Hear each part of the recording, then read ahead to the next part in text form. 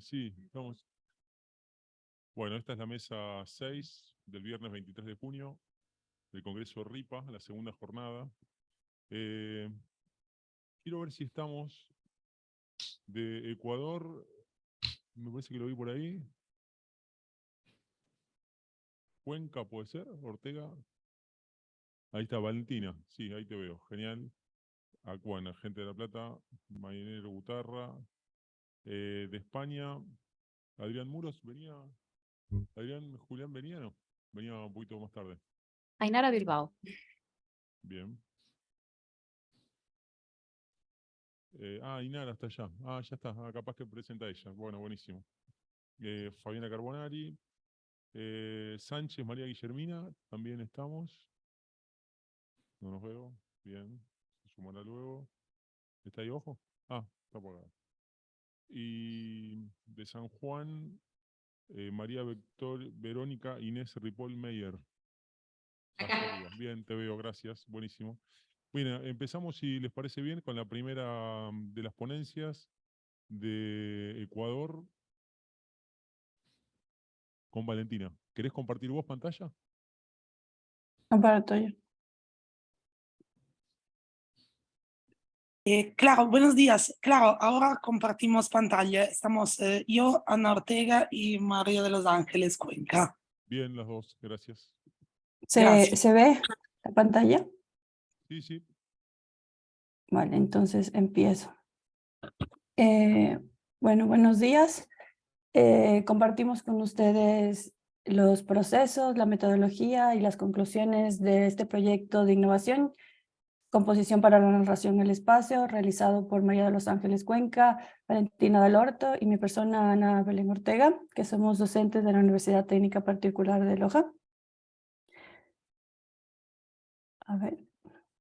Listo, yo daré una pequeña introducción y enfoque de lo que se trató el proyecto. El proyecto planteó la interpretación gráfica y construcción de un prototipo de las ciudades imaginadas del libro Las ciudades invisibles de Italo Calvino, fomentando la inteligencia creativa, imaginativa, reflexiva y colaborativa de los estudiantes. Se sostiene que un enfoque combinado de metodologías y herramientas análogas y digitales que entrelazan la literatura y la imaginación en el taller de arquitectura es un proceso útil para que los estudiantes de primer año de arquitectura que confrontan nuevas herramientas de comunicación sean críticos y reflexivos en la concepción espacial. Este proyecto se conformó por dos materias, la materia de conceptos fundamentales de arquitectura y la materia de geometría descriptiva y proyectiva, para lo cual tenían que realizar la representación o la interpretación de esta ciudad a través de herramientas de narración como el collage, el dibujo o el storyboard o cómic. Creo que todos estamos o reconocemos, ¿no?, el libro Las ciudades invisibles de Calvino. Este libro es extremadamente interesante, ya que nos incita a ser curiosos, a sorprendernos por las cosas, a comparar con espíritu crítico y a la vez constructivo. Este libro es un reto imaginar posibilidades, porque la creatividad, entre otras cosas, es eso, encontrar soluciones diferentes, ver más allá de lo real y aprender a comunicar utilizando el dibujo, que era el enfoque y el objetivo que queríamos realizar con los estudiantes. Para lo cual nosotros dimos y hablamos en estas masterclass sobre herramientas para la narración del espacio, en el cual enfatizamos la importancia de que relatar es narrar, describir un acontecimiento. Por tanto, los espacios y la arquitectura contienen historias y relatos. El acto de proyectar está asociado al de narrar. Y obtuvimos y entregamos estas técnicas que les ayudaban a la narración, ¿no?, como el collage o fotomontaje, que esta es una estrategia de yuxtaposición de imágenes que mantiene siempre inagotado el optimismo por la arquitectura, el storyboard, que también se lo conoce o es una herencia del cómic en lo referente al uso de imágenes secuenciales fijas. El storyboard especialmente tiene un carácter específicamente narrativo debido al medio gráfico, ¿no?, procesual que tiene, y el dibujo a través del uso de la geometría. Este dibujo sirve para fijar las experiencias y conectarlas y organizarlas como secuencias que construyen un espacio emocional. Importante resaltar que los estudiantes tenían que obtener, ¿no?, de la ciudad que ellos escogían unas palabras clave, para lo cual te hacían unas relaciones espaciales y con este fin podían, ¿no?, componer ya este espacio. Por ejemplo, en la ciudad, si ellos escogieron, o en el caso de los que escogieron la ciudad de Armilla, tenían que determinar qué eventos o circunstancias dentro de esta ciudad eran específicas para generar esta relación. Hablaban, por ejemplo, en la ciudad de Armilla de un reino acuático, que era un espacio demolido, de un espacio con cañerías verticales. Entonces ellos ya empezaban a relacionar esto con la profundidad, la verticalidad, con el orden y el desorden, el espacio inacabado, una serie de repeticiones y cantidades. También les entregamos un formato para que ellos puedan, ¿no?, sentirse a la vez libres, pero les sirva para comunicar este proceso narrativo, que estaba formado por 2 hojas o 2 pliegos de A1 en formato vertical, totalmente, era como casi como un papiro que se desplegaba a lo largo. Ok, Ahí va. yo les hablaré un poco con respecto al proceso metodológico que hemos llevado a cabo durante ese curso. Entonces, todas las actividades que hemos desarrollado se ejecutaron en el marco del aula taller, de manera que así hemos tratado de fomentar la relación entre estudiantes y profesores, porque en ese contexto hemos interpretado a la docencia como una tutoría guiada, donde los alumnos se responsabilizan de su aprendizaje y a través de la guía del tutor, digamos, pueden interpretar e identificar cuáles aspectos deben profundizar de la investigación. En cuanto a la docencia, hemos combinado clases magistrales y metodologías para el proceso del aprendizaje activo. Entonces, en este entorno hemos articulado 2 métodos sí, 2 métodos de aprendizaje activo que se desarrollan de manera consecutiva, pero también circular, para poder controlar el aprendizaje en el proceso de diseño y contemporáneamente dejar la libertad a los estudiantes para desarrollar sus ideas y sus creatividades. Estos son el aprendizaje basado en el estudio de casos y el aprendizaje basado en competencias. Entonces, en cuanto al aprendizaje basado en el estudio de casos, que es el método que hemos utilizado en las primeras clases y también al final, aquí se exploran las implicaciones espaciales del habitar a través del uso de técnicas analógicas y visuales, investigando los elementos de composición. Entonces, esta fase inicialmente está caracterizada por la resolución de problemas, pidiendo a los estudiantes el reconocimiento de formas, ritmos, pares y oposiciones de conceptos, de manera que con eso adquieran el dominio de aquellos conceptos que utilizarán sucesivamente en la fase proyectual. Entonces, en cuanto a las actividades, en esta fase hemos realizado dibujo en vivo, hemos realizado clases magistrales invitando a varios profesionales de profesiones afines a la arquitectura, el dibujo, la fotografía, etcétera, y hemos realizado salida de campo, tratando de que los estudiantes se puedan confrontar con contextos diferentes, locales y nacionales. Y finalmente también al final del proceso hemos utilizado la experimentación con materiales y texturas como manera de abstraer los resultados del proceso de diseño. En el segundo método, digamos, el segundo método que hemos utilizado es el aprendizaje basado en competencias. Entonces, aquí las habilidades teórico-prácticas que se desarrollaron tenían que ver con el proceso interpretativo y abstractivo del alumno para la ilustración de la ciudad de Italo Calvino que habían escogido. Entonces, en este caso se reelaboran los principios anteriormente vistos en los ejercicios para justamente la ilustración del relato literario.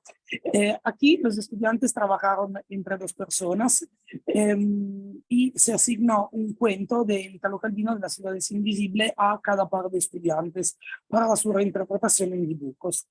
Entonces, desde un punto de vista metodológico, aquí para favorecer el proceso de abstracción y de ilustración, se seleccionó primeramente el contenido relevante en cada una de las historias y, como mencionaban anteriormente, las palabras claves, para luego transponerla a las a características espaciales. Entonces pueden ver en la parte derecha de la diapositiva un poco de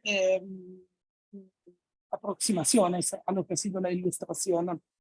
Entonces, aquí también se ha tratado de utilizar las herramientas mencionadas antes, las fotografías, el dibujo interpretativo y finalmente la abstracción en maqueta. Entonces, en estas diapositivas podemos ver una parte del resultado final de una ilustración de la ciudad, por lo cual tenemos el dibujo interpretativo resultante de todo el proceso de abstracción y finalmente, nuevamente, utilizando esta circularidad de las metodologías, realizamos una ulterior abstracción del dibujo a través de la maqueta en lienzo.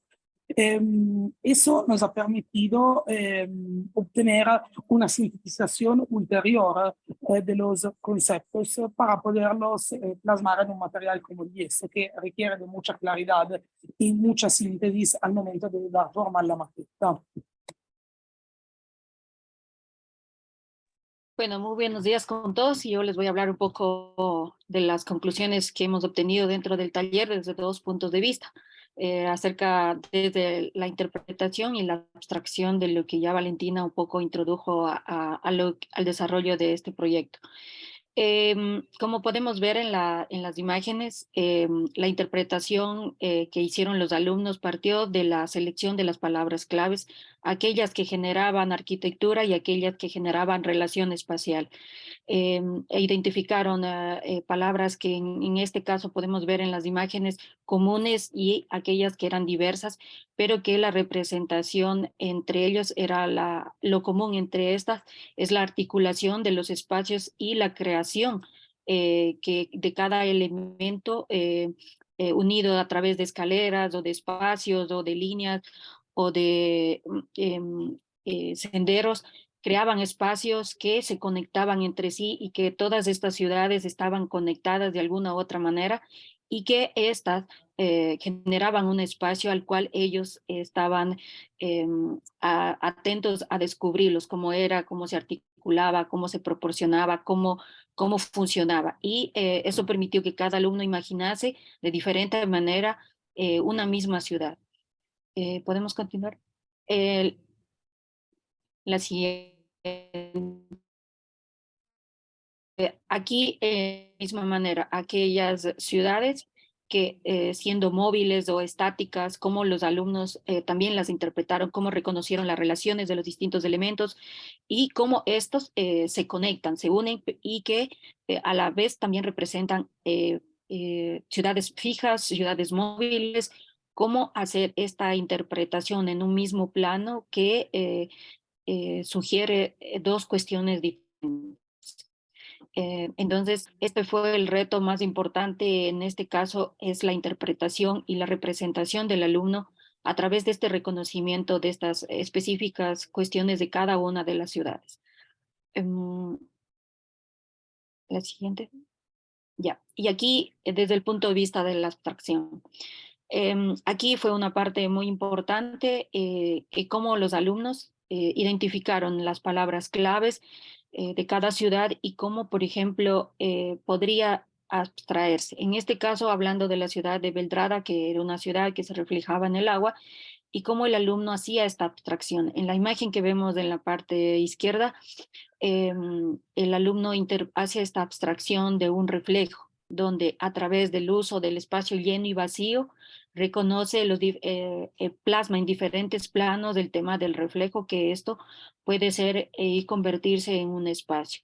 En la parte derecha de la ciudad de Argia, trata de interpretar, abstraer lo que en esta ciudad se describía como aquellos espacios que se encontraban de forma subterránea, que necesitaban ventilación y que se creaban espacios que estaban conectados en lo subterráneo a través de senderos, y cómo estos a través del espacio lleno y vacío se podría abstraer este concepto. Seguimos. Y también aquí lo importante también dentro de esto es que aquellas ciudades que comparando dos grupos que analizaban la misma ciudad, es que la interpretación era diversa, pero que correspondía, digamos, al mismo hecho de cada palabras claves. Por ejemplo, estas ciudades que estaban conectadas a través de hilos y que se superponían entre espacios y volúmenes, creando espacios. En la parte derecha igual, estamos hablando de la misma Discúlpame. ciudad que se conecta a través de espacios y a través de espacios, digamos, de escaleras y que conectan volúmenes. Y Discúlpame, finalmente, estamos un poquito pasado de tiempo, si podemos ir ya, cerrando. sí, bueno, finalmente lo que podemos decir que este proceso creativo que mezcla lo experimental y el desarrollo creativo nos ha permitido permite al alumno un análisis consciente entre lo real y lo imaginario, donde ellos desarrollan más de una opción como propuesta de interpretación y abstracción de una misma ciudad, por lo que se puede evidenciar que este proceso tiende a perder el grado de incapacidad comunicativa del estudiante de primer año de arquitectura, proveyéndole de sustentos teóricos y críticos en sus propuestas de diseño. Este proceso no solo permitió que el alumno plasme sus ideas en el dibujo, sino que transformó y sintetizó las reglas implícitas de cada ciudad. Y finalmente, este proceso desarrolló un avance imaginativo en el alumno, lo cual en nuestra disciplina va más allá de un proceso de comunicación, sino de creación. Y eso es todo. Muchísimas gracias.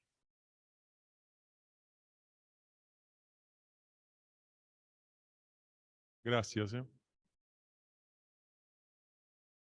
Seguimos con el trabajo de Lucas Mainero, Sergio Butarra, Leonela Antonini, Mariana Di Lorenzo y Emiliano Di Lorenzo. Sí. Bien.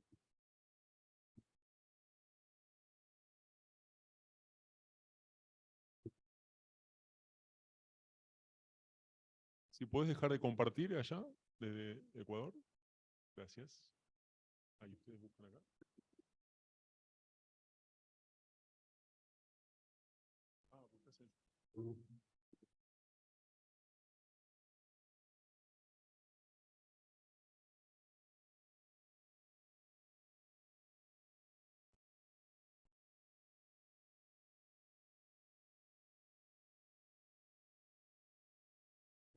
Bueno, buenos días, ¿cómo están? Nuestra ponencia se llama Consideraciones morfológicas y fenomenológicas en instancias del proceso interpretativo y proyectual, entendemos proyectual como propositivo, ¿no? En arquitectura. Hay dos proyectos de investigación, uno ya concluido y uno que está todavía en vigente, que son, el concluido es la percepción y el registro sensorial ampliado. El registro sensorial ampliado es una categoría que nosotros hemos, desde nuestro trabajo de investigación, acuñado como nombre, y se refiere a todas las instancias y posibilidades que uno tiene de reconocer el espacio que habita. En general, la tradición marca muy fuertemente desde lo visual los aspectos del conocimiento de la realidad artificial o construida, y nosotros hacemos hincapié desde nuestro trabajo de investigación en aspectos que muchas veces han quedado relegados, como las instancias sonoras o táctiles o olfativas de la apreciación del espacio como una visión general.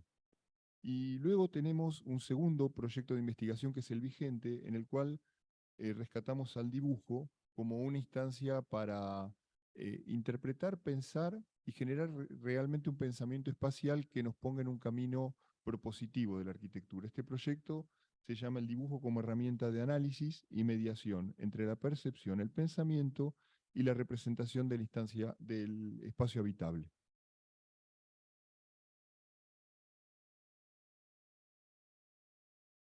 Bueno, vamos a ir intercalando. Algunas aclaraciones conceptuales, ¿no? Hay generalmente el abordaje del proceso proyectual e interpretativo está muy sostenido sobre lo formal y lo morfológico. Lo que nosotros proponemos como innovación es incluir dentro del análisis formal o morfológico lo fenomenológico, entendiendo que lo espacial, lo dimensional, es un aspecto mencionado en los puntos principales, y la fenomenología aborda cuestiones que tienen que ver con las conductas y con los significados que para un habitante tiene el espacio que se produce.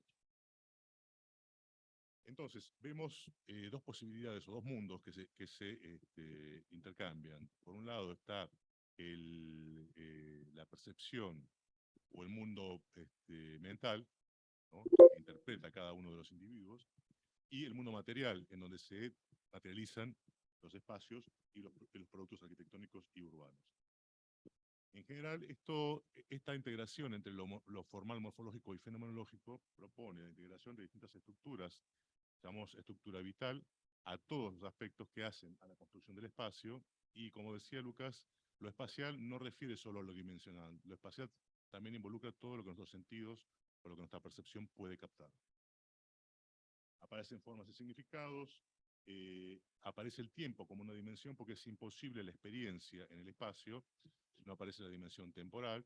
Entonces aparece la relación espacio-tiempo, y de lo que se trata es de integrar todas estas estructuras en la comprensión, por un lado, del espacio arquitectónico y en la producción del mismo. Es importante aclarar que cuando uno habla de espacio, en general se está refiriendo a una situación más abstracta, que nosotros, para insertarlo dentro del campo de la fenomenología, tomamos como lugar, ¿no?, el concepto desarrollado por la geografía, que sería lugar como experiencia que la gente tiene en el espacio físico, en el espacio dimensional. Y esa experiencia se da en un espacio-tiempo, ¿no? Aparece así el concepto de topofilia, el vínculo efectivo que tienen los humanos con sus espacios, ¿sí? Y a partir de esto aparece el concepto de apropiación, ¿no? Por un lado están los usos y las funciones, desde la ocupación de lo físico, y por otro lado están los significados, que es la interpretación mental o conceptual que cada individuo tiene del espacio que habita.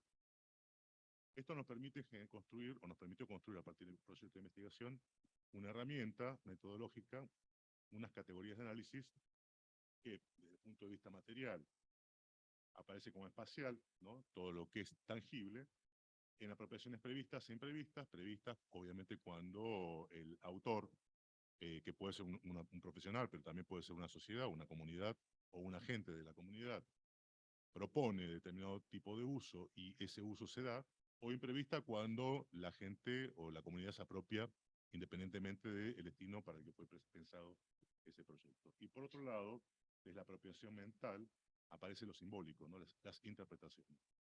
Y por un lado, nuevamente, aparecen dos categorías: la retórica, que es cuando hay un discurso o hay un argumento que sostiene las ideas del proyecto, las ideas espaciales, que le dan un sentido y que la gente interpreta y las apropia de esa manera. Y por otro lado está la volitiva, que es cuando la comunidad propone un uso o le da un sentido, un significado, independientemente de lo proyectado o de lo pensado para ese objeto producido. Acá vamos a ver una serie de trabajos producidos por los estudiantes en dos ejes, ¿no? Por un lado está el pensamiento espacial interpretativo, después vamos a ver el pensamiento espacial para lo propositivo.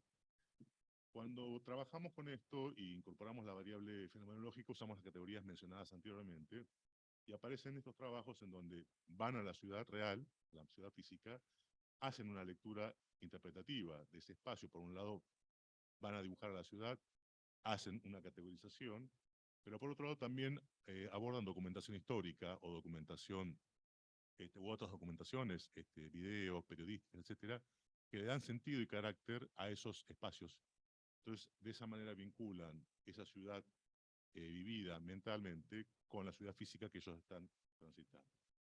Otro ejercicio interesante es este análisis comparativo que nosotros hacemos a partir de la Internet.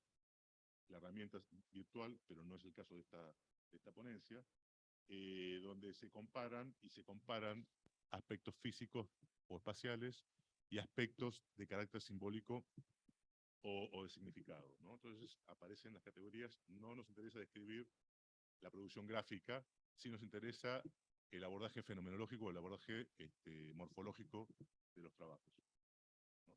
En este caso, y con un poco más de detalle, se ve cómo desde lo material a lo simbólico se pueden ir identificando distintas categorías que permiten complejizar mucho más el espacio y tener herramientas conceptuales que sirvan al uso después en la etapa propositiva, ¿no? Fíjense cómo acá aparece una serie de gráficos, pero ya no son graficaciones que expresen la materialidad, la realidad material, sino que son representaciones que expresan lo perceptual, lo sensible. Entonces aparece el sonido como eco, o aparece la densidad dentro de las representaciones, ¿no? En estos casos, trabajamos con los registros sensoriales ampliados. Aparece, por ejemplo, una representación que no la van a escuchar porque no está conectado el audio, pero aparece el video con representaciones que aluden a las condiciones sonoras del espacio, tanto arquitectónico como urbano. En el dibujo de abajo aparece una representación gráfica, pero que está tratando de dar cuenta de lo que pasa sensiblemente desde el punto de vista sonoro. Al costado, a la izquierda, están representaciones de lo táctil, ¿no? Y esta secuencia final está relacionada con el pensamiento espacial propositivo. Ya todas estas herramientas conceptuales construidas en una primera instancia se aplican en un trabajo final, síntesis, en donde a partir de 3 esquicios y 2 etapas de representación gráfica o de composición gráfica, pueden incorporar dentro de un proceso que llamamos encauzamiento espacial, pueden dotar a ese organismo formal de condiciones, por un lado materiales, dimensionales, físicas, pero también de cuestiones perceptuales. Hay una toma consciente de las cualidades materiales y perceptuales de los elementos para configurar el espacio, un espacio que va a tener una función de recorrerse y de permanecer y de exponer. Este es otro ejemplo, ¿no? Estos están situados, en el caso anterior era el pasaje de Rocha, en este caso es el Ministerio de Obras Públicas, acá en la ciudad de La Plata, y tienen distintos tipos de abordajes para la resolución del problema. Este es el pasaje de Rocha, sobre la explanada de calle 49 también, ¿no? Hay, lo que nos resulta interesante es que ya aparecen los argumentos y los conceptos traducidos en términos gráficos que se sintetizan en un panel de presentación. Entonces la dimensión conceptual y la dimensión material, en este caso representada a través de los dibujos, aparece debidamente configurada en un discurso gráfico y verbal. Para terminar, Lucas. Bueno, a modo de conclusión, el sentido de esta práctica en el contexto de la formación del arquitecto, para nosotros es importante entender y marcar una clara diferencia entre objetivos y herramientas de proyecto. Nosotros creemos que los objetivos, o en los objetivos están centradas estas búsquedas morfológicas y fenomenológicas del espacio. Las herramientas son, de alguna manera, las estrategias que utilizamos para llevarlas a cabo, ya sea en instancias de análisis o también de producción. Todas estas producciones que han hecho los estudiantes y que ustedes terminan de ver, en realidad no están, digamos, guiadas por búsquedas meramente formales, sino que tienen un sustrato morfológico y fenomenológico, que es lo que nosotros entendemos que son los objetivos que se deben perseguir, tanto en el análisis como en un proceso creativo, en un proceso propositivo proyectual. Las herramientas son los caminos que utilizamos para hacer que esto se haga posible. Bueno, de alguna manera una argumentación sentada en estos términos morfológicos y fenomenológicos, entendidos como un sentido amplio, intenta definir justamente los objetivos diferenciándolos de las herramientas. Bueno, agradezco su atención y muchas gracias.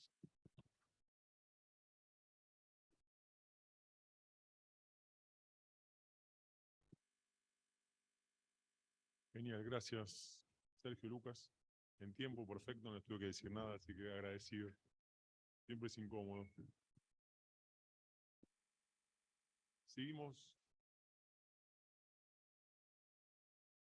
con Ainara, ¿no?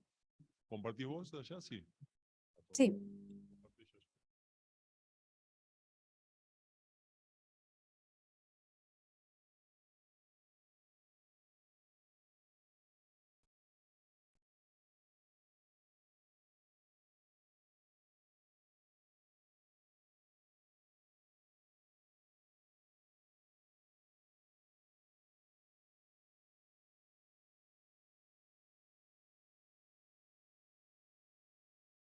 Un momentito, por favor, que lo pongo. Ahí. Vale. Buenos días, buenas tardes.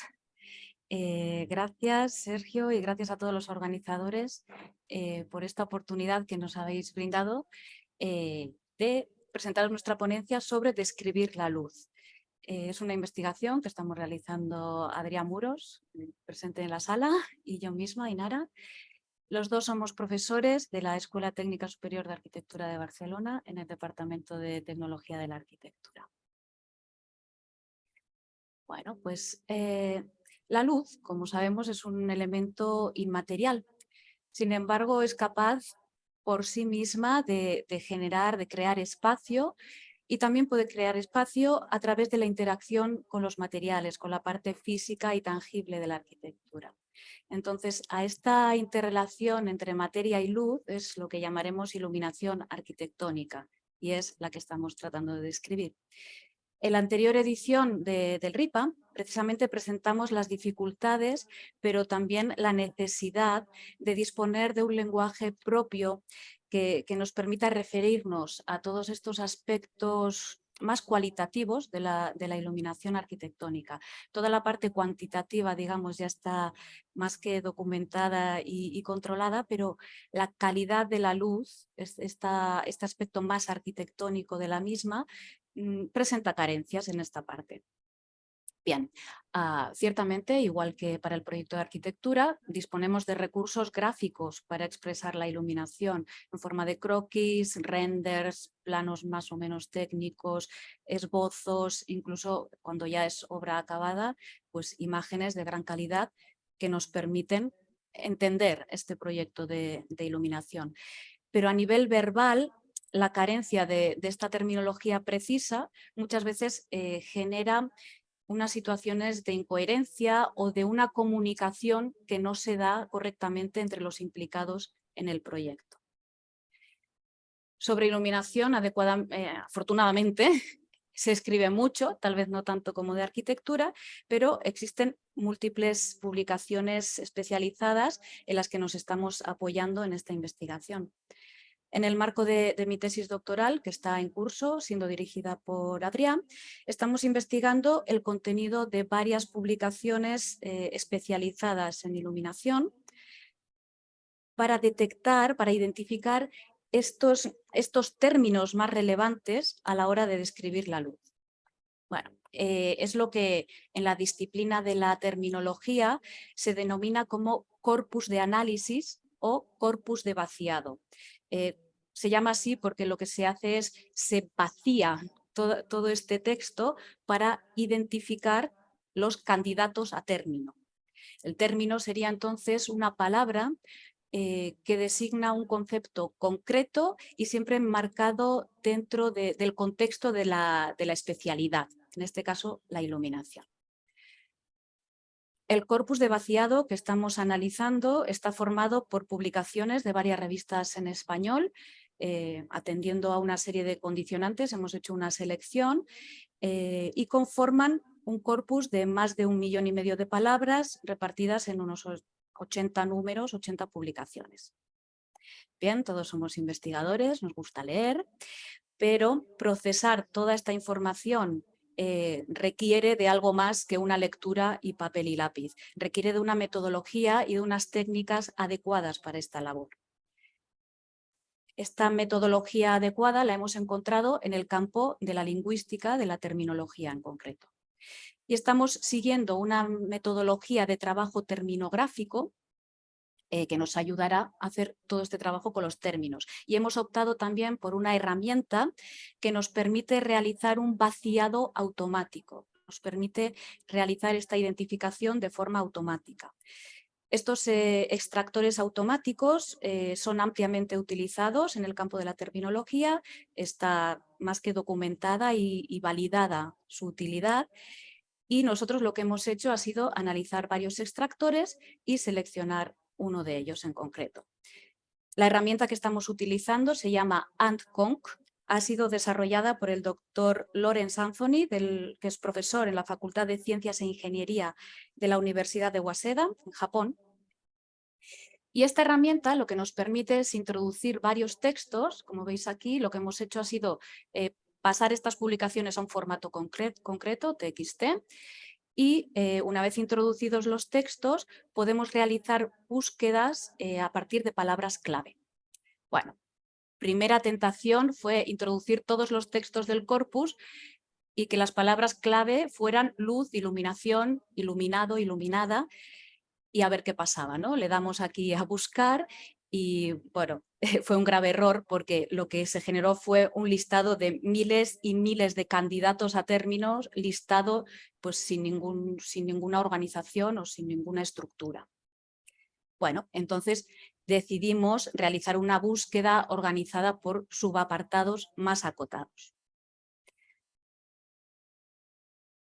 De una investigación preliminar habíamos establecido que los parámetros más importantes para definir un proyecto de iluminación arquitectónica eran cantidad, distribución, brillo, dirección, información, fuentes de luz y las sensaciones que se generan. Entonces, estos son los parámetros principales para generar un proyecto de iluminación. Si lo que queremos es describir esa iluminación, vamos a utilizar también estos mismos parámetros. Bien, entonces lo que hicimos fue generar un listado de palabras clave, pero ahora sí acotado a cada uno de estos parámetros. Y volvimos a analizar los textos para cada uno de los parámetros. Con esto generamos un listado que exportamos a una ficha de extracción donde aparece para este parámetro, para el parámetro D2, que en este caso era la distribución, pues una serie de textos que incluían aquellas palabras clave que nosotros le habíamos dado y que se presentan en su contexto. Es muy importante el contexto, el contexto especializado. Bien, obtuvimos así, bueno, hicimos después también un cribado manual, porque claro, el extractor automático extrae todo, pero después falta una persona que decida si ese candidato a término es apto o no lo es. La inteligencia humana todavía la debemos utilizar. Bien. Entonces, al final de este proceso de analizar todas las fichas de extracción organizadas por parámetros, obtuvimos un listado de más de 1.200 términos que servían para describir la iluminación y que se repetían hasta 11.720 veces en los distintos textos. Bien, de la mayoría de los términos, bueno, aquí tenemos algunos de ellos, ¿no? Y fijaos que solo llegamos a la C, armónica, claroscuro, luz baja, difundir la luz, ensalzar, confort visual, luz capturada, contraste contra luz, etc. 1.200 términos. Analizándolos, vimos que de estos 1.200 y pico términos, la mayoría de ellos se relacionaban con la distribución, describían cómo la luz se distribuía en el espacio. En un nivel más o menos igual, 24%, estaba también la descripción de la cantidad de luz. Por tanto, la cantidad de luz también como parámetro importante. Después, descripción de fuentes de luz y del color. Y ya en un nivel de niveles más bajos, el brillo, la dirección y otro tipo de informaciones. De todos los términos identificados, casi la mitad eran adjetivos y el resto eran sustantivos y en una menor proporción verbos. Esto, bueno, parece lógico y concuerda con nuestra búsqueda porque al final estamos buscando términos descriptivos y en este aspecto pues parece que los adjetivos son la categoría gramatical más adecuada. Bien. Con todos los términos que identificamos se les dio una numeración, un valor basado en la cantidad de veces que aparecía esta palabra en el corpus de análisis y ponderado con la importancia del parámetro en el que se enmarcaba o al que pertenecía. Y así obtuvimos un listado, ahora sí, ordenado por relevancia. Actualmente estamos en la fase de trabajar en un dossier terminológico para cada uno de estos términos identificados. Aquí vemos algunos de los términos, ¿no? En base a esta ponderación, algunos tienen más peso que otros. Bueno, pues hemos seleccionado algunos de los más relevantes y hemos pasado al siguiente estadio de la investigación terminológica, de la metodología. Entonces, para cada término lo hemos vuelto a pasar por el extractor automático para ver todas las veces que aparece en nuestro corpus de análisis. Se genera de nuevo este listado de esta palabra en concreto, por ejemplo, ambiental, en su contexto, y a partir de estos contextos y apoyándonos en corpus de referencia de publicaciones, digamos, de solvencia validada, estamos generando una definición para cada uno de estos términos. Esta definición incluirá una parte objetiva de la definición, algo que sea más o menos medible o objetivable, y después una identificación de los aspectos de percepción espacial que conlleva y también una pincelada a la parte emocional o subjetiva que puede llegar a generar en el sujeto. En paralelo, estamos utilizando el mismo corpus de vaciado para identificar imágenes que puedan reflejar estas definiciones de manera visual. Al fin y al cabo, después de todo este trabajo terminográfico y de trabajar con palabras, no tenemos que olvidar que nosotros pues, somos arquitectos y la luz no deja de ser una experiencia visual. Muchas gracias.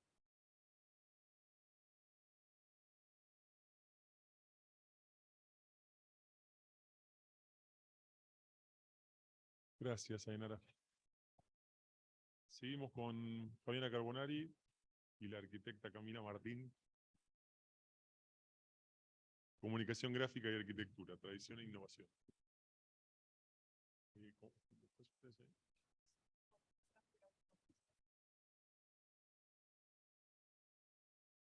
¿No tenés esta? ¿La de Fabiana? Fabio, ¿por acá?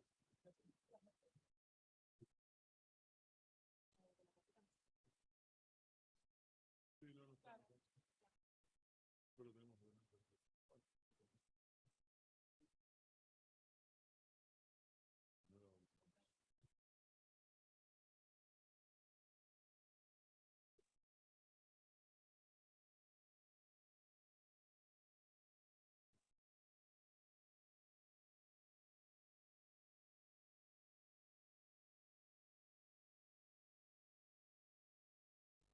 Compartir el Zoom. Un error.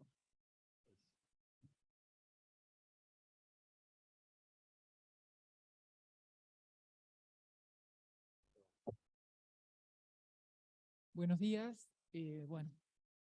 Hoy vamos a conversar. Me parecía interesante plantear en el marco de este congreso que el tema de la comunicación gráfica vinculada a ideas espaciales del campo arquitectónico, ya sea para el proceso proyectual o para el proceso de relevamiento y registro de la realidad construida, puede ser abordada desde distintos aspectos, desde distintas teorías y analizada desde diferentes ángulos, digo, desde lo instrumental, desde lo metodológico. De hecho, las ponencias que me antecedieron muestran diferentes abordajes del tema comunicacional de la arquitectura.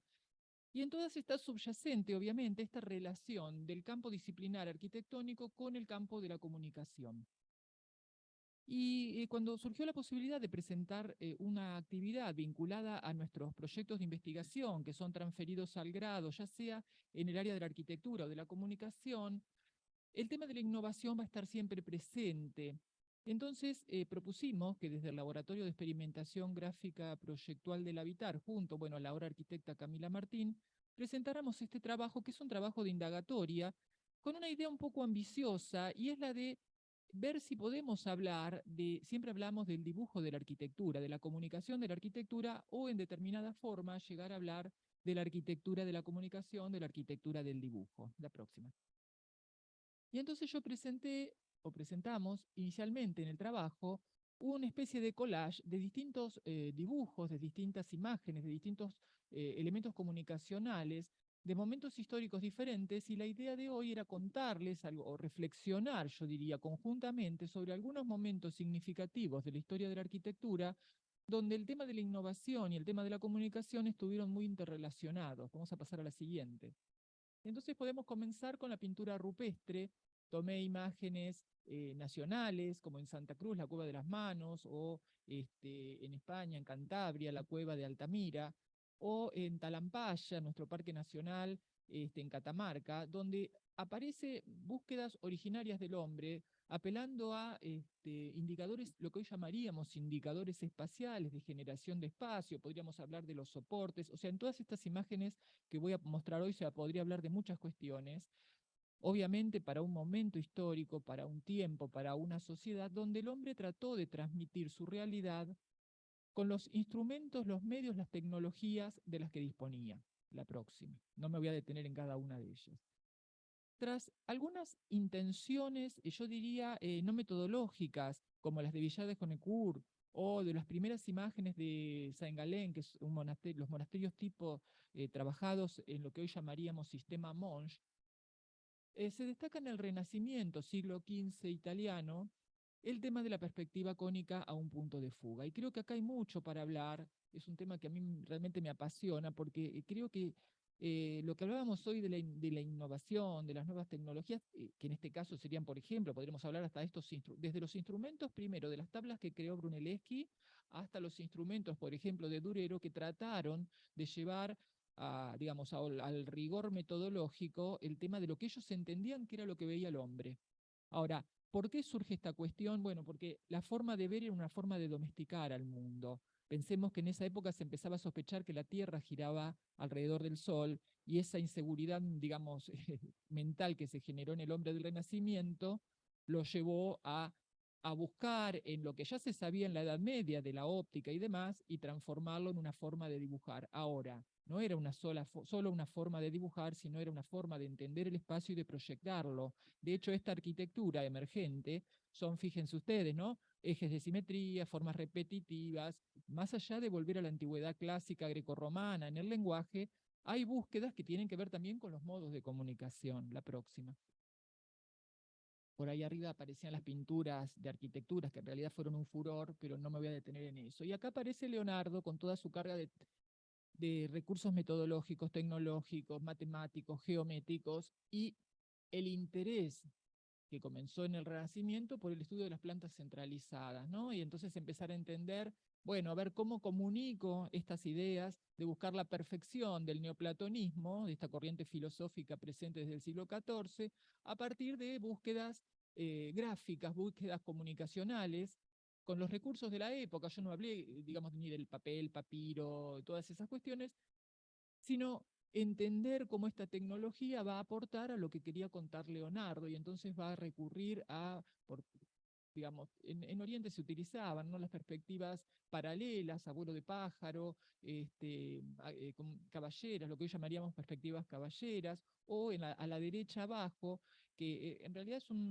por lo menos para nosotros era poco conocido, todo un proyecto que hace Leonardo para Milán, tras la peste, tras una de las pestes del siglo XV, proponer una ciudad sustentable en varios niveles, y eso da como resultado este tipo de imágenes donde propone distintos niveles. Pero bueno, la idea es que esta solución o esta propuesta arquitectónica va a ir de la mano de una perspectiva cónica a un punto de fuga, con un trabajo lineal. Bueno, podríamos analizar un montón de cuestiones, de la mano de toda el instrumental, el equipamiento sobre el que trabajaba Leonardo con las nuevas tecnologías. La próxima. Y continuando en el tiempo, yo tomé algunos puntos significativos, ¿no es cierto? Si no, se iba a ser muy extensa la charla. digo, cómo estas imágenes de una arquitectura que muchas veces no fue construida, aparece en la comunicación. A la izquierda, esta imagen, este fresco de Rafael Sanzio en la Escuela de Atenas, en el Vaticano, donde muestra la propuesta de lo que iba a ser San Pedro si se hubiera construido el proyecto de Bramante. Entonces, digo, de repente nos queda presente en una comunicación gráfica una obra que no se llegó a construir y que quedó en el proyecto, más allá de todo el entorno de estos sabios arquitectos y demás que están presentes y que es muy interesante analizarlo en el fresco.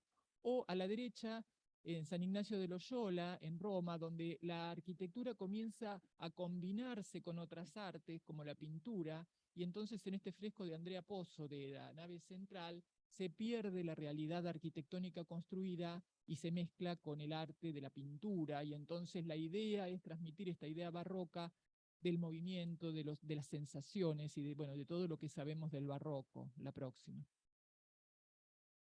Y si avanzamos en el tiempo, el barroco en el norte de Italia a la izquierda, con Guarino Guarini, y una imagen, yo diría bidimensional, con un grado de complejidad emparentado con estas búsquedas barrocas vinculadas con la persuasión, la captación de fieles y demás cuestiones que tenían que ver con los mecenas del momento, que eran por una parte la iglesia, por otra parte los reyes, y que producían este tipo de arquitectura acompañada con esta comunicación, ¿no?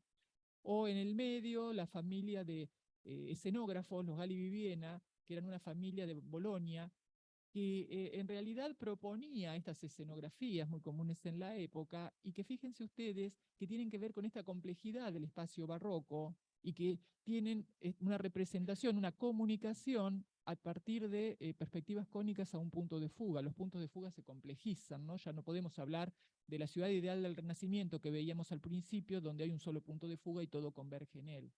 Y a la derecha, Piranesi, con esta exaltación de la arquitectura romana, estas son las cárceles, no son todos sus grabados, antecesor del surrealismo y de la obra de Dalí, de toda esta cuestión de tomar y representar a partir de la comunicación una serie de hechos que después van a ser historia y van a influir en los arquitectos y en los artistas posteriores. La próxima. Voy rápido porque no quiero extenderme en el tiempo. Y bueno, y otro salto interesante que me parece también significativo comentar es la aparición de Gaspar Monge en la época de Napoleón, este geómetra francés que va a convencionalizar los sistemas de representación existentes, pero con un momento, lo menciona Napoleón porque era un momento de guerras, de luchas, donde se vuelve a la simplicidad y se exalta la belleza vinculada a la economía, y entonces aparece un tipo de arquitectura más austera, que se va a representar en sistema Monge, y que va a estar emparentada, por ejemplo, con la obra de Durán. Ahí en el medio aparece el Tratado de Durán, una imagen donde se hace una convencionalización de las obras, y a la derecha una imagen del Altes Museo de Schinkel, que va a ser un poco el que va a plasmar en la realidad lo que Durán proponía en sus charlas. La próxima. Y llevando al medio local el tema del academicismo, las academias francesas que van a tomar, allá arriba a la izquierda se ve el sistema Monge del que hablábamos recién, le van a incorporar color, luces y sombras, y lo hacen casi tridimensional, ¿no? Las aguadas, las acuarelas, a la derecha. Esto va a ir de la mano del desarrollo de la arqueología como ciencia y del reconocimiento de nuevas culturas y de entender que la arquitectura clásica también tenía color, y eso cómo va a llegar a nuestro medio, y entonces tomé el Museo de Ciencias Naturales de la Universidad Nacional de La Plata, que es una obra clara de académica, una transculturación de los principios académicos donde se pueden ver estos principios, ¿no? Las secuencias de espacios, los recorridos y el color, bueno, cuestiones, no puse imágenes, salvo aquella, la primera, que es una, ¿cómo se llama? Una postal de época de la fachada del museo, la próxima. Llegando ya, y para casi finalizar, creo que quedan 3 imágenes, el neoplasticismo, los movimientos de principios del siglo XX, un abandono de lo que veníamos hablando del academicismo y unas búsquedas en la geometría, en la matemática, en el rigor, que esto va a estar vinculado directamente a los tipos empleados como comunicación. Fíjense ustedes que ya pasamos a las axonométricas, a los temas planimétricos, estudios a la izquierda, o la Casa Schroeder, que fue una realidad, tanto en el interior como en el exterior. Bueno, ya sabemos todos las teorías que se aplicaron, pero me parecía interesante ver esto de la relación que hay entre la comunicación de los espacios y las ideas arquitectónicas. Vamos a seguir adelante.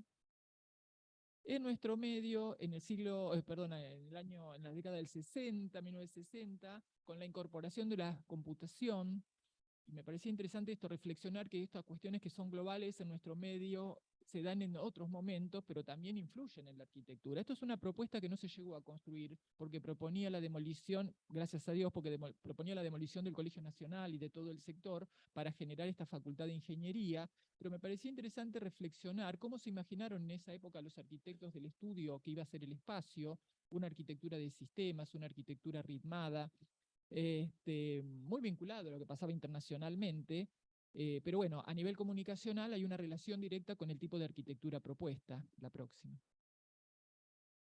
Y llegamos a la actualidad con distintas imágenes. Bueno, ahí pueden leer los distintos autores que fui tomando. Y el tema de los renders, de la computación, del hecho de que casi no se necesita vivir un espacio para entenderlo, porque lo tenemos a la mano con toda la documentación gráfica que aparece en los distintos sistemas.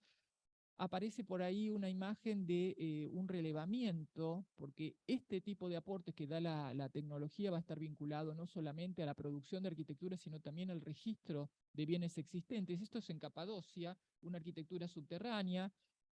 Los autores son unos italianos que ahí les puse los nombres, aclaran que no se logra conocer totalmente la obra porque se necesita otra mensura de los espacios, otra vivencia, un poco lo que hablaban en el trabajo anterior, pero creo que hay una aproximación distinta a las obras, ya sea para el conocimiento y proyecto o intervención, y también para la producción. Y la próxima.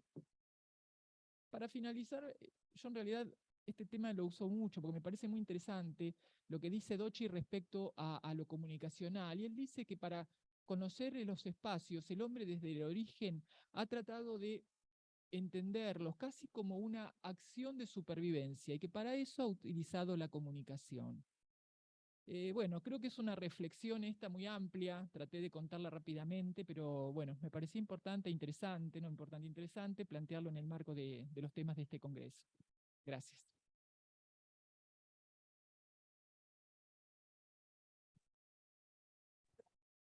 Gracias.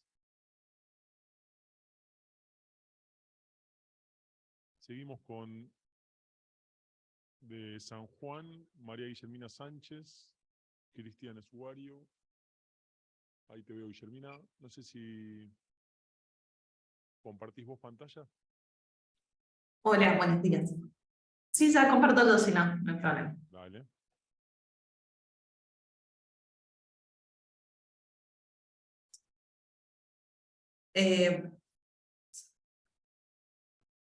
Un poco les queremos contar, nuestro trabajo se enmarca dentro de las prácticas que realizamos en la Facultad de Arquitectura, Urbanismo y Diseño de San Juan.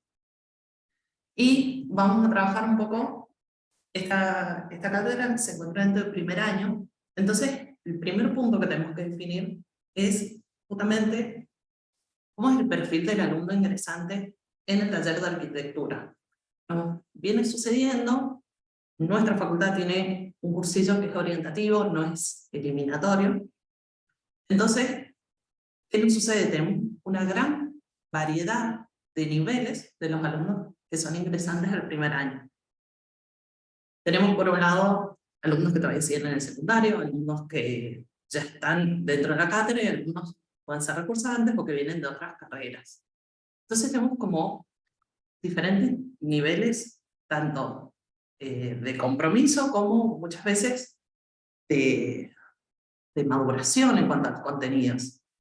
Y nos encontramos con el desafío de generar el primer diseño arquitectónico en la cátedra.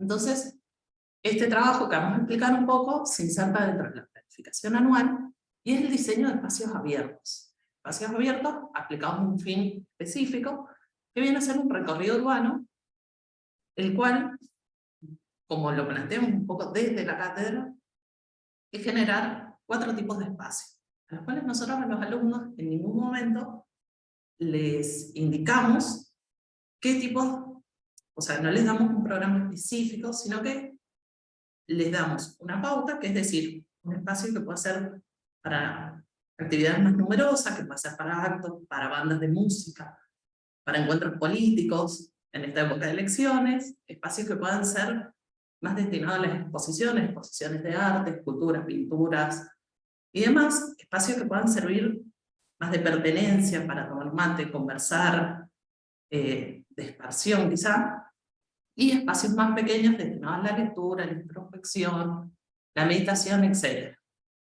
Entonces, nosotros que les planteamos un poco a los alumnos, es decir, ellos a lo largo del trabajo tienen que realizar un espacio de recorrido. Y como cátedra planteamos estas 3 etapas, en las cuales vamos a ir trabajando cada uno de, vamos a ir enfocándonos en distintos puntos, que vienen a ser el recorrido, la idea generadora y el desarrollo de las organizaciones espaciales, y el desarrollo propiamente del espacio a partir del trabajo de los elementos configurantes y sus límites. Entonces, generalmente, nosotros como primera etapa, planteamos el recorrido del sitio, entendiendo el lugar como esta construcción sociocultural, la cual tiene una valoración, la cual tiene una identificación, un poco como habían estado hablando en las ponencias anteriores.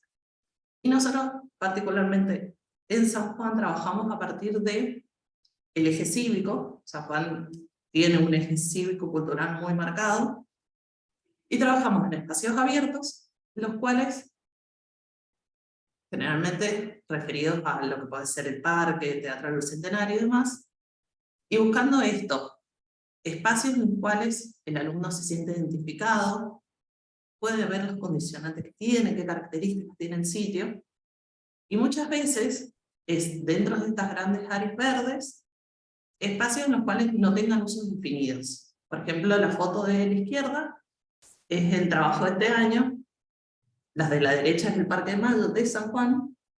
Entonces buscar también en este sitio no solo las características condicionantes, circulaciones y un reglamento básico que se hace todos los años, sino también pensar la posibilidad desde qué carencias posee el sitio y qué posibilidades podría generar a partir de estas carencias, qué disparadores genera en el alumno para poder proponer, para poder, qué cosas le podría cambiar. Entonces, una vez analizado este área, se le da al alumno como una especie de guía para ayudarlos, digamos, a que el desarrollo del proyecto productual sea más simple. Entonces empezamos a trabajar a partir de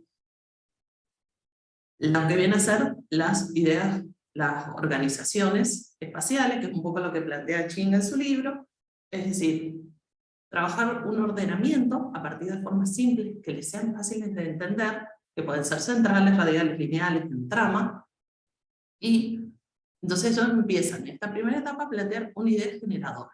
Ya lo vamos a ver en algún ejemplo, pero es una idea generadora a partir de una geometría simple, que les ayude a hacer este primer desafío proyectual, cómo pueden empezar a ordenar esto.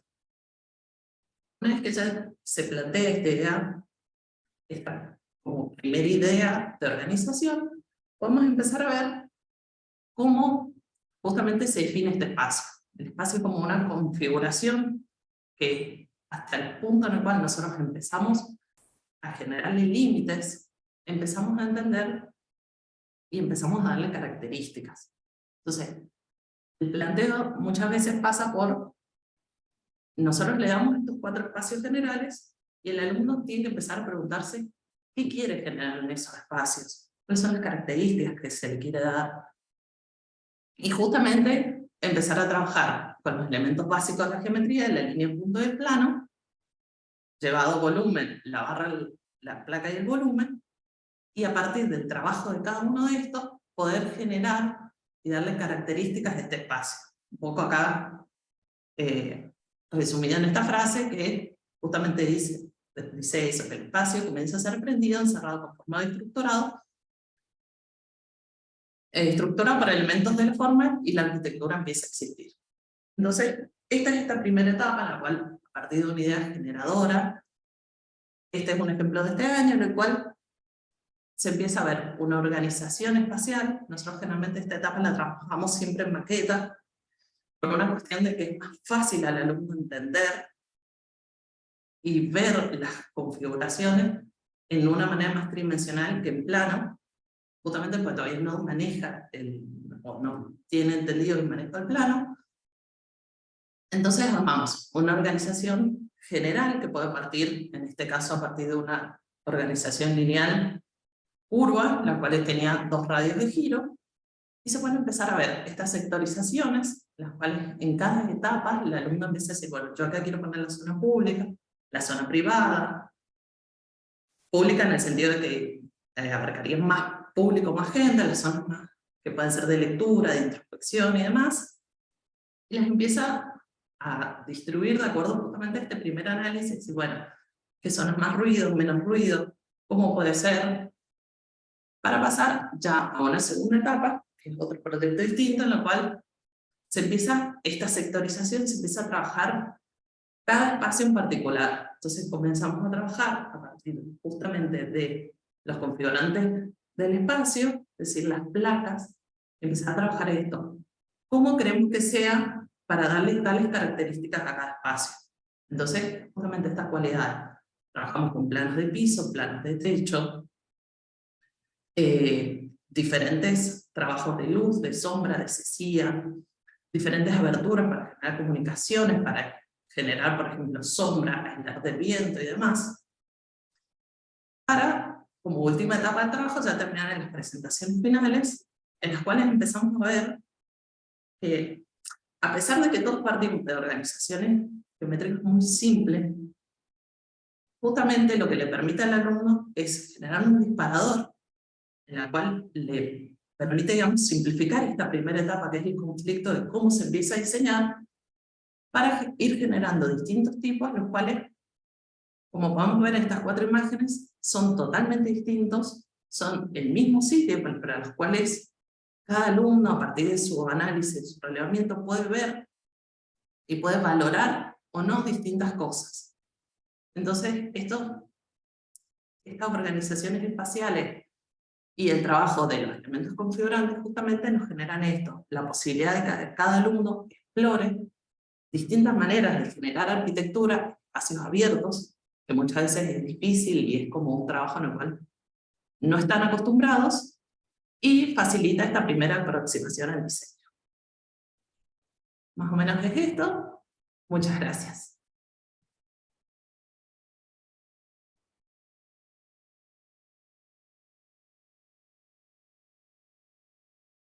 Gracias, Guillermina. Seguimos con otro trabajo de San Juan. María Verónica Ripoll. Tenés que, Guillermina, si dejas de compartir.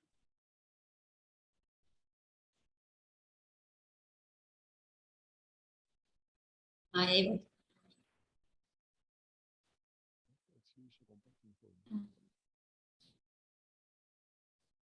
¿Querés compartir vos, Verónica? Sí, estoy acá.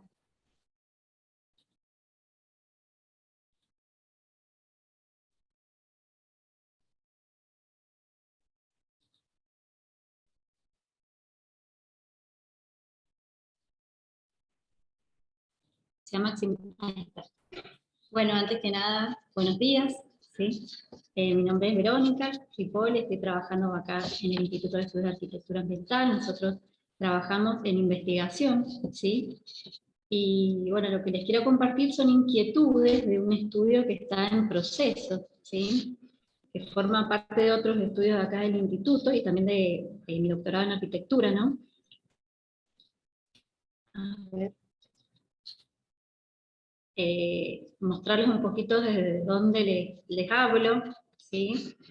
Y contarles que este trabajo se orienta al estudio de espacios urbanos arquitectónicos en ciudades de clima árido y contribuye a reforzar el vínculo entre los seres humanos y los entornos vegetados que nos rodean.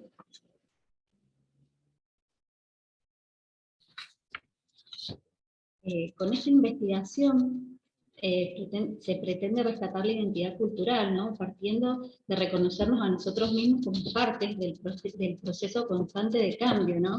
Si bien actualmente nosotros estamos favorecidos con muchos avances de la tecnociencia, ¿no? También esto es volver una mirada hacia lo más básico, buscamos volver a las certezas, pero sin dejar de considerar las incertidumbres de todas estas nuevas técnicas. En este trabajo puntualmente volvemos a las certezas que nos brindan la experiencia a través de los sentidos, ¿sí? Para en un futuro lograr esa comunicación entre estos dos polos supuestamente tan alejados, que serían todos estos nuevos avances, con algo tan básico como son las emociones, ¿no? Y lo que se experimenta.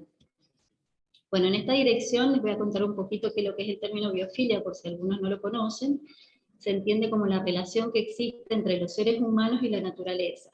Redes y vínculos que fomentan los beneficios de retroalimentación, favoreciendo a ambos sin ponderar ni someter uno sobre el otro. Por lo tanto, la biofilia puede definirse como la interacción del ser humano y la naturaleza.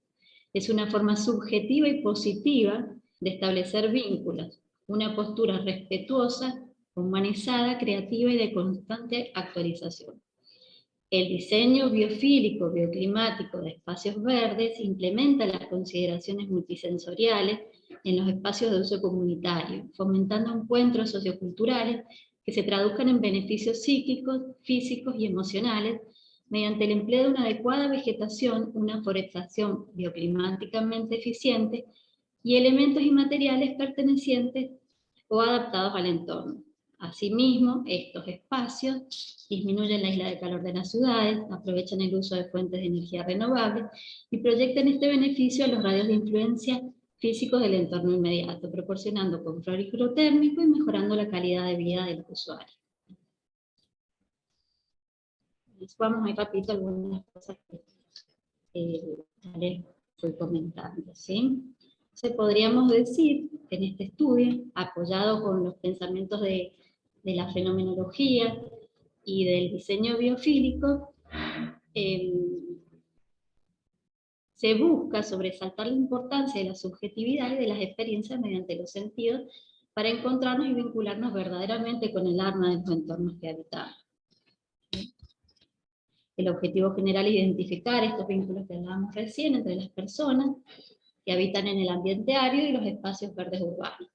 Para ello se establece como objetivo específico abordar una herramienta de recolección de datos para realizar la lectura del lugar que permita relevar y analizar la relación entre las personas y el contexto. La estrategia metodológica propuesta está integrada por características cuatrikualitativas. Este proyecto está en proceso, o sea que ahora vengo a comentarles un poco el enunciado, ¿sí?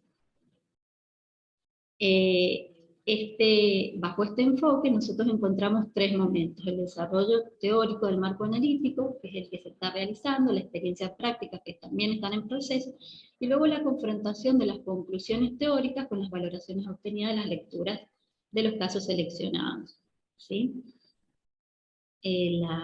La metodología propuesta consta de recolección de datos mediante fichas de observación, encuesta, entrevistas en profundidad y experiencias de sensibilización. Dentro del diseño biofílico tenemos el diseño multisensorial, ¿no? Que es el que pondera o que se realiza mediante los sentidos, ¿no? Es el diseño que aprovecha los estímulos naturales de una manera que llama la atención discretamente, que puede reducir el estrés, reponer la capacidad para las tareas de atención dirigida y mejorar la salud física y mental percibida.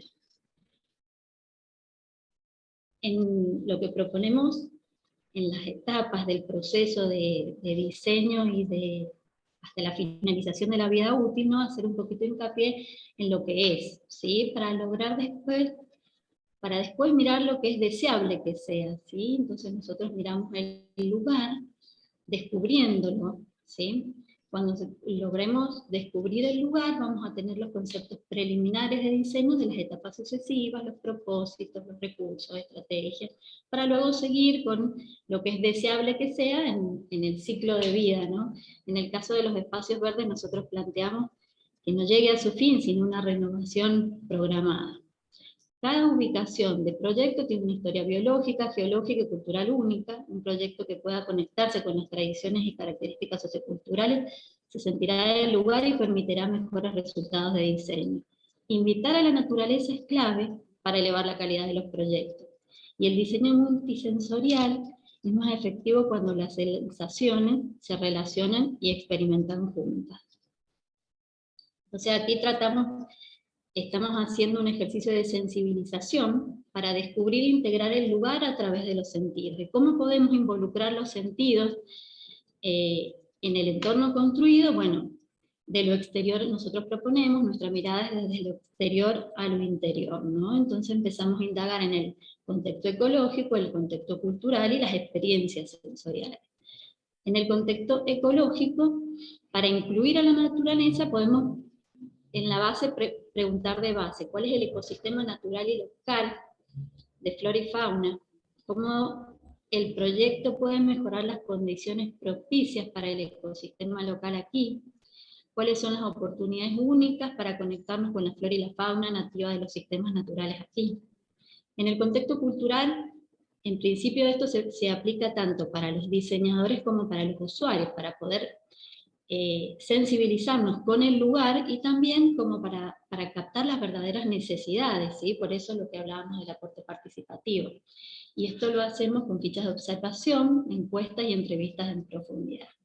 Y las experiencias sensoriales, que es lo que en esta instancia le prestamos más atención, estamos haciendo una prueba piloto en el parque que justamente es responder las siguientes preguntas, ¿no? Que son preguntas básicas. ¿Qué vemos? ¿Qué sonidos escuchamos? ¿Qué sabores experimentamos? ¿Qué huelen los materiales? ¿Qué tan táctil es el entorno? ¿Y qué pasa con los sonidos humanos? Una vez que se responden estas preguntas, se vuelven a preguntar, pero con los ojos cerrados, porque, bueno, como ya también lo han expuesto otros trabajos, la vista es el sentido dominante, ¿no? Entonces, por ahí, ir desde lo general a lo particular, de lo exterior a lo interior, profundizando, a ver qué respuestas se van encontrando con los ojos cerrados. Nosotros, bueno, el caso que estamos estudiando es el caso del Parque de Mayo. Les muestro unas imágenes como para que tengan una idea. Y en realidad, lo que se busca en esta lectura del lugar sería cumplir estas tres etapas, ¿no? De preguntar, buscando las respuestas a los interrogantes planteados, registrar, el registro multisensorial, documentando los estímulos corporales que se experimentan, para luego analizar. Y con el análisis clasificar las percepciones como estímulos positivos a potenciar o negativos para revertirlos en las etapas siguientes. Cuando se tiene la lectura del lugar, nosotros obtenemos los conceptos preliminares de diseño, que son los que nos van a servir en las etapas subsiguientes. Esto está en proceso, no puedo compartirles resultados ni conclusiones, pero sí les puedo decir, ¿no?, que las percepciones de confort y disfrute que genera la identidad y pertenencia a los espacios verdes son el resultado de la interacción entre el contexto espacial, social, cultural y las experiencias que en ellos se vivencian. La mayoría de las experiencias en el entorno natural involucran múltiples sentidos.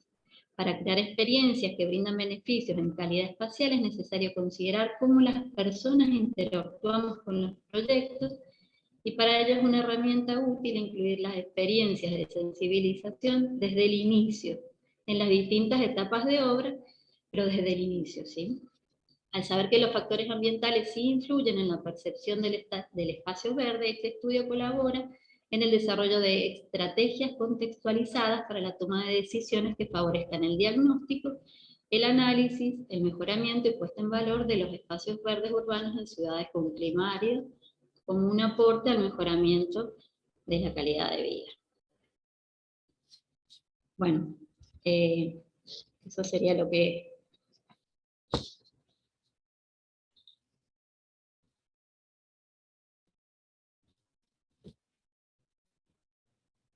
Bien, gracias. Bien. Bueno, gracias a todos por las ponencias. ¿Cómo andan? Yo quería hacer un comentario como para abrir alguna ronda de comentarios en general. Hemos escuchado hoy, puede ser tuyo, Sergio. Tuyo. Justo alcanzo. No, que escuchamos hoy distintas ponencias, todas muy interesantes con puntos, con aproximaciones al tema bastante diversos. Encontramos temas relacionados con el collage, con el storyboard, con el dibujo, la primera presentación que fue a partir de las ciudades invisibles. Surgieron temas a partir de las palabras, a partir de lo fenomenológico, técnicas de dibujo, lo sensorial. Yo lo que me pregunto muchas veces cuando veo este tipo de presentaciones o este tipo de investigaciones está relacionado en realidad con la herramienta, ¿no? Con cuál es la herramienta adecuada para el trabajo, si existe una herramienta adecuada, si los estudiantes conocen esas herramientas adecuadas, porque en realidad me parece que nosotros nos podemos hacer un montón de preguntas en relación a la técnica para representar o para proyectar determinada cuestión, pero me parece o siento muchas veces que los estudiantes no tienen el conocimiento de la diversidad de herramientas que tienen para empezar a trabajar. Digo, Fabiana mostró técnicas múltiples, desde las manos impresas en una pared, hasta frescos, hasta lápiz, perspectivas en lápiz sobre el final de los años 70. Pero digo, en qué lugar los estudiantes conocen la diversidad? Digo esto pensando también que muchas veces los estudiantes van a aprender un curso específico de un programa, pero esa condición de diversidad de herramientas, no sé si terminan de comprenderla, ¿no? Y me pregunto dónde se aprende eso y dónde se ensaya. Digo, eso es una reflexión abierta. El que quiere comentar conmigo lo puede hacer. Y si no, ¿el micrófono? Te paso, digo, micrófono por el Zoom, básicamente. Gracias, Pablo.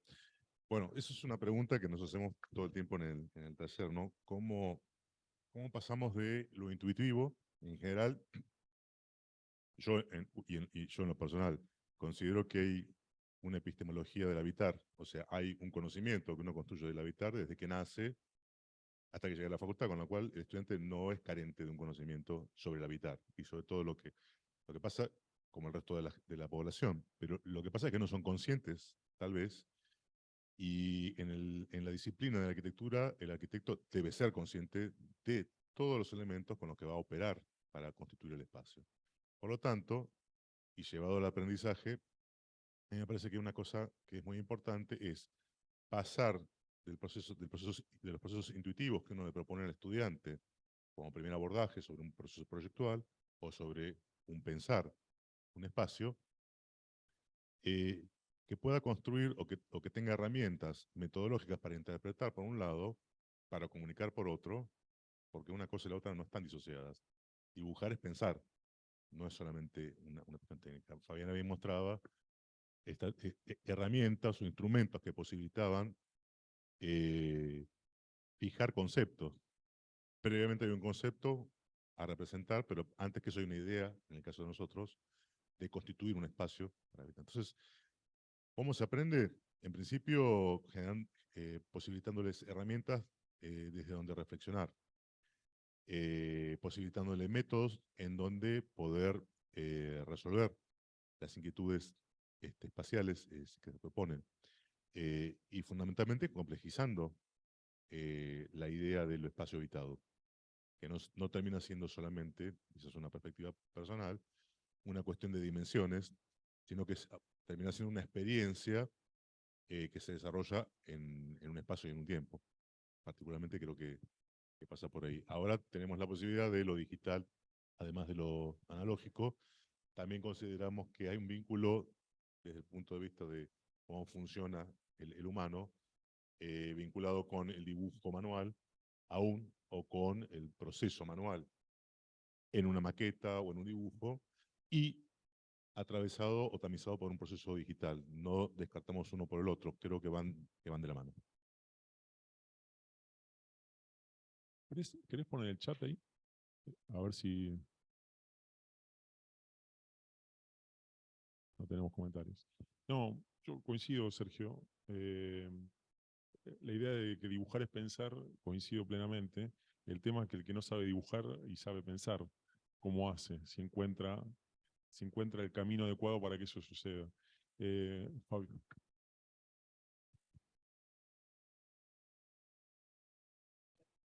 Bueno, a mí lo que me parece, digo, en función de todo esto que estamos hablando, es que nosotros en la facultad tenemos como distintas instancias de abordaje de todos estos temas.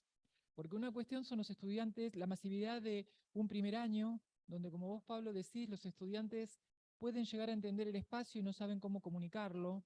Y entonces nosotros, de acuerdo con todo, digamos, el área y el nivel inicial, les damos las herramientas, los instrumentos, digamos, las metodologías para que los puedan comunicar en forma embrionaria. Y entonces la preocupación de nuestros estudiantes pasa por entender cosas básicas como, bueno, cómo dibujo una vista, cómo dibujo una planta, cómo dibujo un corte, y entender ese espacio que nosotros mínimo le proponemos que en general es volumétrico y pasamos después a la arquitectura. Creo que eso es una primera instancia que tiene que ver más con lo instrumental. Yo esto que les mostré acá igual se los muestro a los estudiantes, porque creo que es importante una visión general más allá de entender que dentro de toda esta complejidad nosotros estamos en un primer año en el área comunicación refiriéndonos a los sistemas de representación. Después será el tema de los gráficos, de los grafismos y demás.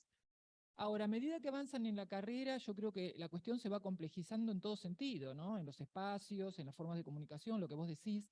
Nosotros desde la facultad damos cursos instrumentales de todos los, digamos, de K2D, 3D, renderizado, bueno, todas esas cuestiones, no renderizado, no, SketchUp.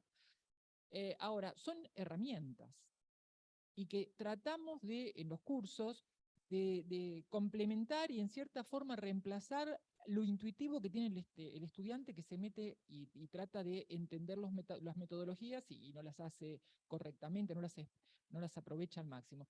Creo que esa es otra instancia. Y después cuando vemos los trabajos finales, los PFC, ahí vemos otra instancia con las renderizaciones que a muchos chicos les cuesta hacerlas porque no es lo que manejan cotidianamente. Ahora, creo que es un camino conjunto de los estudiantes que van avanzando, así como en todas las cátedras nos vamos ayornando con los trabajos prácticos, con los temas que vamos dando, con los estudiantes. Creo que es un trabajo conjunto, ¿no? Y nosotros, con otra formación, ante estas nuevas cuestiones que van surgiendo, el tema de la incorporación permanente, de la actualización permanente, porque a veces pasa por ese lado, ¿no? Sí, quizás yo estoy pensando a medida que van hablando, tiene que ver con el dibujo generativo, ¿no? El dibujo para hacer un proyecto, quizás no el dibujo de representación, que a veces me parece que lo vemos en los talleres, terminan trabajando con muy pocas herramientas. Digo, el SketchUp abunda y el renderizado abunda. Digo, pero hay herramientas intermedias para la generación del proyecto que son tan o más interesantes que esas que en realidad termina siendo como una representación del trabajo final. Digo, no es lo mismo. Nosotros, perdón, ya te dejo, hacemos algún ejercicio que es que le damos una técnica a ver qué proyecto pueden hacer con eso. Uno le damos una acuarela, a otro le damos un grasshopper, a otro le damos, para ver qué da. Y dan cosas completamente distintas. Entonces, ¿cuál es la discusión? Capaz que es en los talleres de diseño, de proyecto, digo, hablando con la gente de distintos lugares que tenemos, capaz que sea ahí donde pasa. El tema es la herramienta para el proyecto, digo, no la representación. Sergio.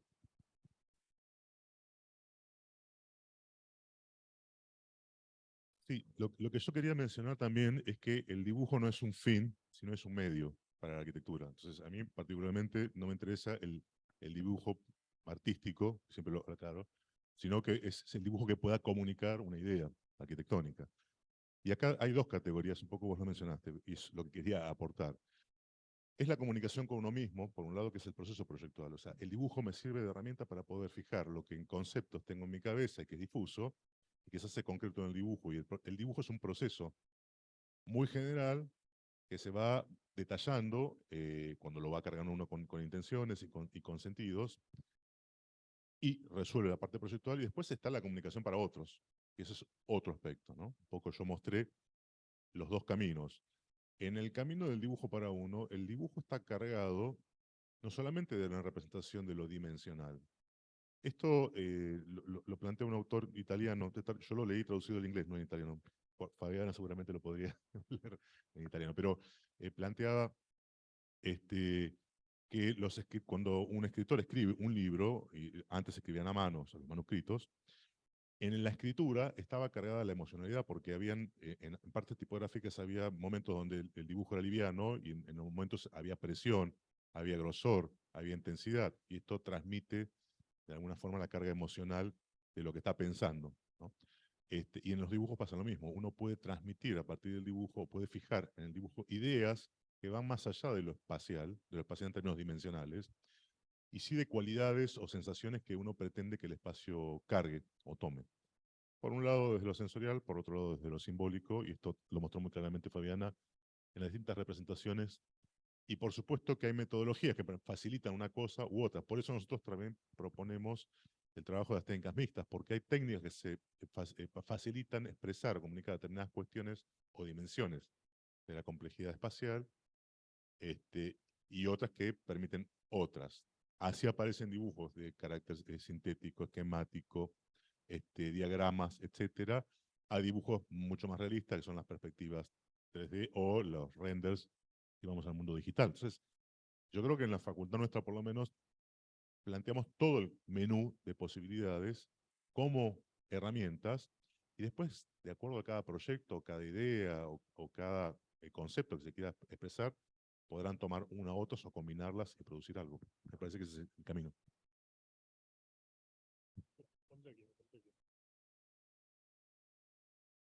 Sí, bueno, yo creo que hay como diferentes escalas a la hora de plantear cómo debemos comunicar el proyecto.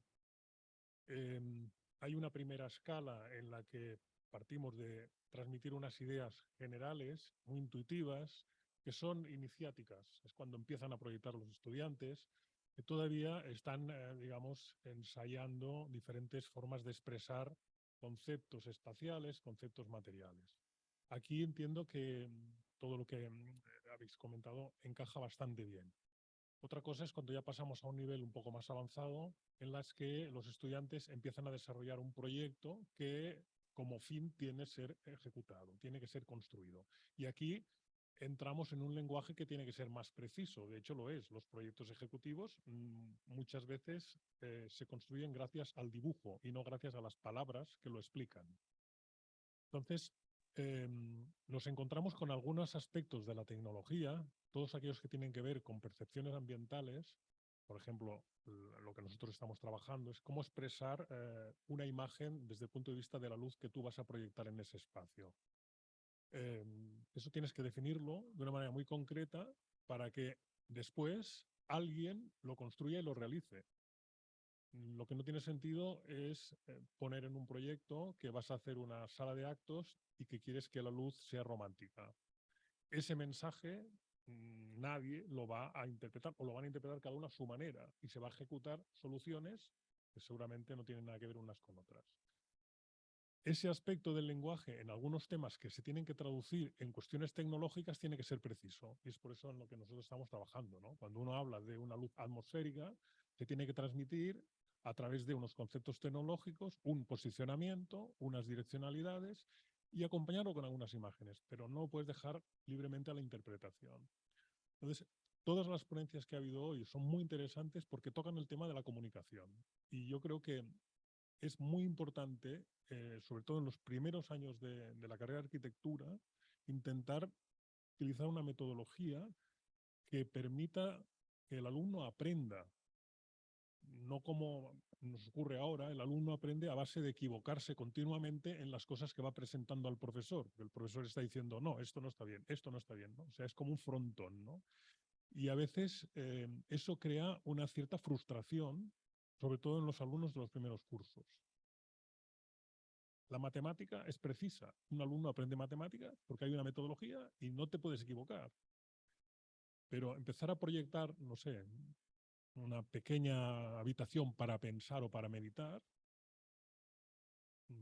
los alumnos necesitan tener una directriz clara para entender qué tienen que hacer.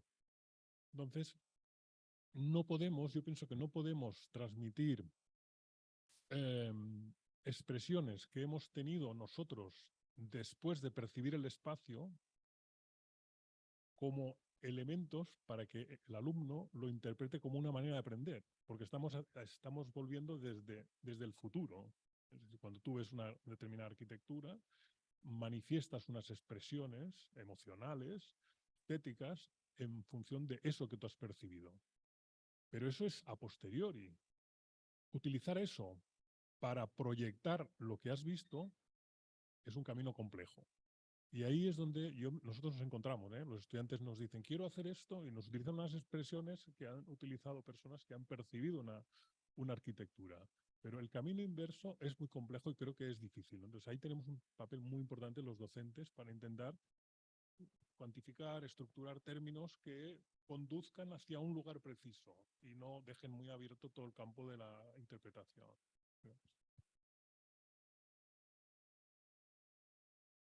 Totalmente, Adrián, sos, ¿no? Adrián, sí. Un gusto, Adrián, porque te conozco por haberte leído. Sí, totalmente de acuerdo con lo que planteas. Yo lo que planteaba era que en una primera instancia, en el proceso de ideación, estas cuestiones que son intuitivas, pasar del mundo de los conceptos, de la intuición, a algo más concreto, que es conceptualizarlo, pero después eso hay que materializarlo, que es la etapa que vos planteás, ¿no? Después hay una técnica, un poco en el trabajo último que yo mostré, aparecían como varios esquicios, la última parte del esquicio, bueno, esto tiene que ser concreto, tiene una materia, está bien, yo quiero que sea difuso, amplio, esos conceptos vagos, ahora, concretamente tiene que ser algo, porque si no, no es arquitectura. Entonces ahí, cuando uno pasa de las ideas o de la percepción de las sensaciones o de las intenciones espaciales a la materialidad, aparece ya otro lenguaje, que es el lenguaje que está normado. Entonces hay convenciones, para la electricidad hay convenciones, para la luz hay convenciones. Me parece interesante cómo hay uno en la ponencia que dieron ustedes, representaban unos espacios sobre fondo negro para representar el efecto de la luz, ¿no? Unos bocetos. Bien, bueno, esas cualidades de la luz después se traducen en cuestiones más de tipo matemático. Entonces hay una intensidad de la luz que estará en watts o en lúmenes o en lo que sea. Puede ser luces frías o cálidas. Puede tener determinados colores, que eso es cuantificable absolutamente. Bueno, ahí sí, obviamente que hay un pasaje de una información que tiene que ver más con las intenciones espaciales o las intenciones del habitar que se propone el autor, el proyectista, y además pensar en cómo eso se va a llevar materialmente a cabo para que un equipo técnico lo pueda resolver. Y ahí, bueno, aparece el otro mundo de la comunicación o de la representación, pero me parece que eso tiene que ver con un mundo inclusive más de una expertise. Nosotros acá, por lo menos en la facultad, tenemos el área de instalaciones o el área de ciencias básicas, donde cada una de las asignaturas muestra o propone cómo representar específicamente eso, ¿no? Pero estoy absolutamente de acuerdo. Lo que nosotros planteamos desde el área de comunicación es la interpretación espacial, la propuesta espacial, que en algún momento se llevará a cabo. El cómo llevarse a cabo lo da otra asignatura. No sé si está bien. Nosotros compartimentamos el conocimiento y tratamos siempre de pensarlo integrado. Pero en la facultad, otra área se encarga de llevar eso a hacer algo concreto y mensurable, ¿sí? Pero creo que todos lo pensamos de forma integral. No se puede pensar de otra manera. Bien, cerramos esta mesa, así damos lugar a la otra, porque si no se nos van los tiempos. Gracias a todos.